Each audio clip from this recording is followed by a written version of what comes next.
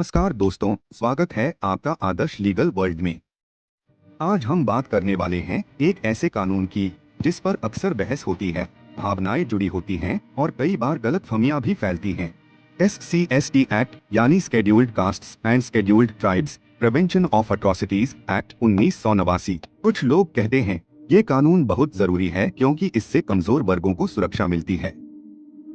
दूसरी तरफ कुछ लोग कहते हैं इसका गलत इस्तेमाल भी होता है। तो असली सवाल है, सच्चाई क्या है? कानून वास्तव में क्या कहता है? कोर्ट का दृष्टिकोण क्या है? और आम नागरिक को क्या जानना चाहिए? इस वीडियो में हम किसी पक्ष में नहीं जाएंगे। हम केवल कानून, प्रक्रिया और न्यायिक सिद्धांतों को समझेंगे।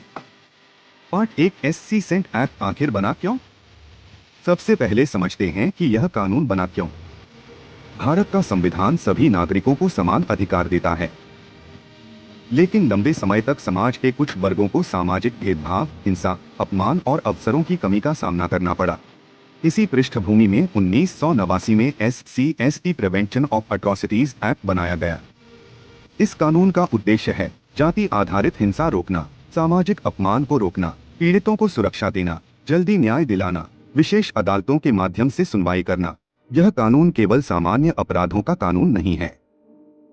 अगर किसी अपराध के पीछे जाति आधारित अपमान या अत्याचार का तत्व मौजूद हो, तब विशेष प्रावधान लागू हो सकते हैं। पार्ट 2, किन परिस्थितियों में SCST एक्ट लागू हो सकता है? अब एक बहुत महत्वपूर्ण सवाल, क्या हर झगड़े में SCST एक्ट लग जाता है? नहीं, कानून में कुछ विशेष परिस्थितियां होती हैं।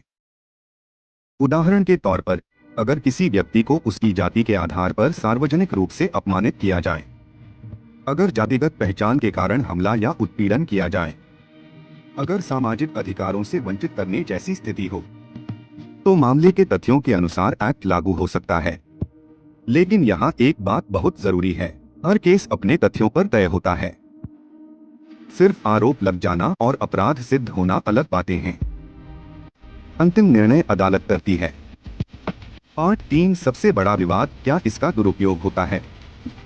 अब आते हैं उस सवाल पर जिस पर सबसे ज्यादा चर्चा होती है, क्या SCST एक्ट का गलत इस्तेमाल होता है? देखिए, किसी भी कानून के बारे में दो बातें साथ साथ सच हो सकती हैं। पहली, कानून वास्तविक पीड़ितों के लिए जरूरी हो। दूसरी, कुछ मामलों में उसका गलत उपयोग होने का आरोप भी सामने आ सकता है। भारत की अदालतों ने अलग अलग मामलों में यह कहा है कि कानून का उद्देश्य संरक्षण है, लेकिन यदि किसी मामले में आवश्यक कानूनी तत्व मौजूद नहीं है, तो अदालत जांच कर सकती है और उचित राहत दे सकती है। मतलब, कानून न तो किसी को स्वतः दोषी मानता है और न ही शिकायत को बिना जांच अंतिम सत्य मानता है। न्यायिक प्रक्रिया सबूतों पर चलती है। पार्ट 4, FIR दर्ज हो जाए तो क्या व्यक्ति तुरंत दोषी माना जाएगा? बहुत लोग पूछते हैं, अगर FIR हो गई तो क्या सब खत्म? जवाब है नहीं। FIR केवल जांच शुरू होने का चरण है। इसके बाद जांच होती है, बयान लिए जाते हैं, दस्तावेज देखे जाते हैं, अदालत तथ्यों की जांच करती है, अंत में निर्णय कोर्ट देती है। भारत की न्याय व्यवस्था का मूल सिद्धांत है, जब तक दोष सिद्ध न हो, व्यक्ति कानूनी रूप से आरोपी माना जाता है, दोषी नहीं। पार्ट 5, अगर किसी को लगता है कि केस गलत है तो क्या करें? अगर किसी व्यक्ति को लगता है कि उसके खिलाफ झूठा या गलत केस दर्ज हुआ है, तो क्या विकल्प हैं?